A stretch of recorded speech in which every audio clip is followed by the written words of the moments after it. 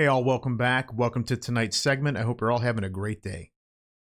Now, I know I normally have these up on like Monday or Tuesday, but the last week and a half has been really busy. Been putting in a lot of overtime at work, and well, life just gets in the way sometimes.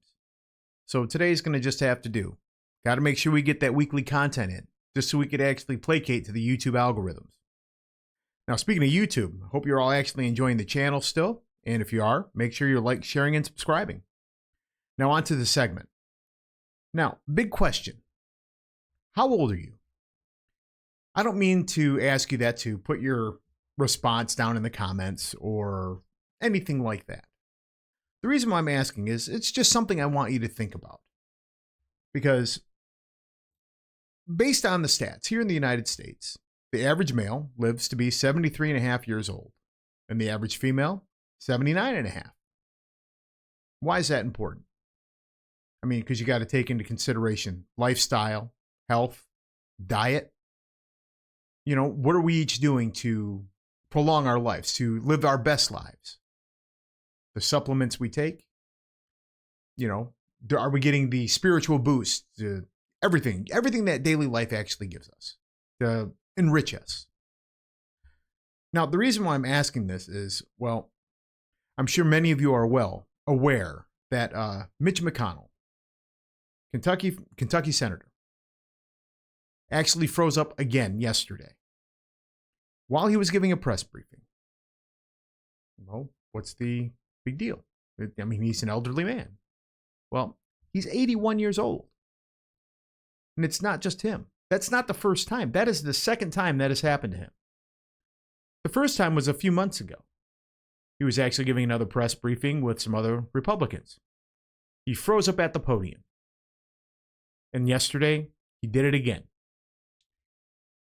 Now, what's bothersome about this is his neurologist actually gave him the okay to go back to work. And what's disturbing is the neurologist is saying that it could be a carryover in the recovery from his concussion. Well, his concussion was a couple months ago from when he fell. Now think about that. He fell while working. Now, the incident that happened prior to the concussion, he was giving a press briefing. And I am going to play for it to you today. I want to play for you the original press briefing where he froze up the first time and where he froze up this second time yesterday. And what I'm asking you to do is not just watch the facial expression, but watch everything, his body and what his handlers are doing as well. So give me a second. We're going to get this thing queued up and we're going to go to it.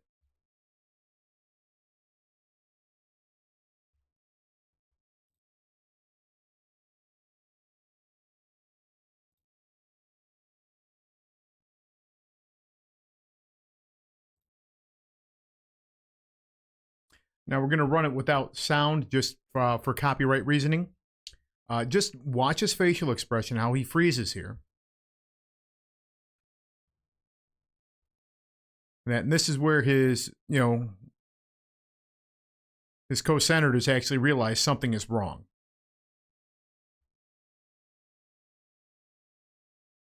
Now, as they move in, they're trying to offer him support, and there they try to remove him, and he's gripping that podium. And he doesn't want to move. Finally, he is convinced to move. Now, that was prior to him actually having the concussion. Now, it was a couple weeks later, he had fallen and actually hit his head and got his concussion. Now, yesterday, if you watch him again, we're going to do this without sound.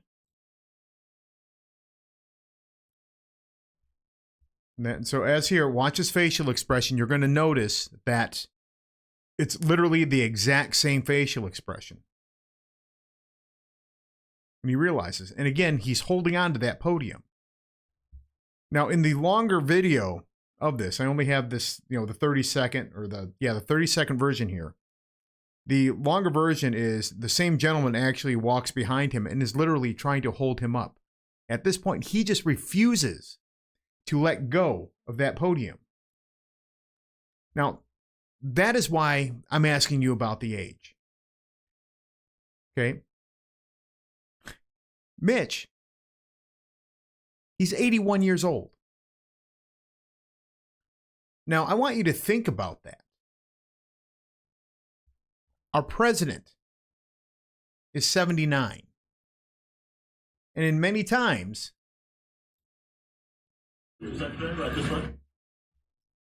we show him getting lost on a regular basis when he's at a press conference or if he's doing something. This is a normal thing. And it's not just him. These are our most potent and most influential politicians. Mitch McConnell, Joe Biden, the president. Okay. Then we have Feinstein. Now, this one you need to hear. One of her actual aides had to instruct her on how to do a vote while in-house. Currently, Feinstein has given power of attorney over to her daughter so that she can make all of her decisions for her. But yet, Feinstein is actually still on her seat, casting votes in your name. Why are we doing this to ourselves?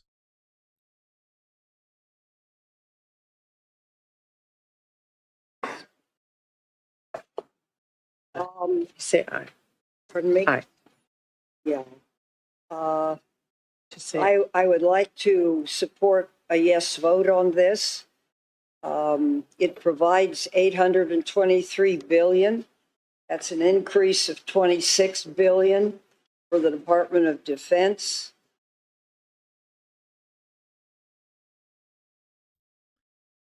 Now, mind you, she's casting a vote for, defense spending, which is, hey, good thing.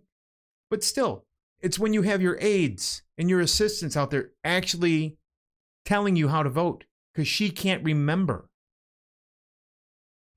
Do you realize in a year and a half, 2 years, we're on the verge of another huge election? I mean, our sitting president will be 80 years old come election time. He's already sunsetting. We see it every day in the press conferences. Donald Trump is 78. Will be 78. I take that back. Will be 78 come time of the election. Feinstein should not be in her chair. Should not be in her office. Sorry about that. McConnell should not be in office. Even Nancy Pelosi, if y'all remember that, she even had like a reset moment while on the air with MSNBC. But yet, somehow, these same people keep making it back into Congress and into the Senate. How? Is it because of their handlers? Are they just being, pumped full of vitamins and supplements that keep them going and they're crashing? I mean, there were days where you can go into a press conference with Joe Biden, you could see the IV marks or the CPAP mask marks on his face still when he's coming into the press conference. Is this who we want as our political leaders? Of course not. So how do we remedy it? Here's one. Stop voting for them. You see what they do? I can remember as a kid, nobody on either side of the aisle trusted Congress or the Senate or the politicians. There was at a time where there was like a 2% approval rating. Yet for some reason, these same people keep getting elected. Why? Because you out there, name recognition, partisan politics. That's all it is. And then we have people like them. People like them. They're dying while sitting and casting votes. I mean, look at Ruth Bader Ginsburg. Sat on that chair literally till the day she died. The woman didn't want to give up her chair, but she had to. This is why our country is in the state that it's in. Right here. I'm showing it to you. But yet no one wants to open their eyes and see it. All they see is what, the talking points. Well, that's the same person I vote. Think about this. These are the same people that your parents were voting for when you were a kid. They're still in office because you decided to vote for them too. And look what they're doing to our country. It's all about filling their pockets. You have wildfires that just happened in Hawaii. Each one of the residents got what, $700? But yet we just sent another $250 million over to the Ukraine. And how much did we send total so far? I think like $150 billion to them. Think about what that $150 billion could have done here. And these are the people you vote for. So that is why I had to bring this up, because age. These people are in their late 70s and early 80s. Well beyond the average life expectancy of the average male and female. The majority of them don't have the mental capacity to continue to do their job. And no one will do anything about it. Every single one of them should be 25th, removed from office because they don't have the capacity to do it. But yet no one will stand up and do it. They don't want to be the bad guy. They're career politicians. Every single one of them have been in office since we were children. And I'm 50 years old.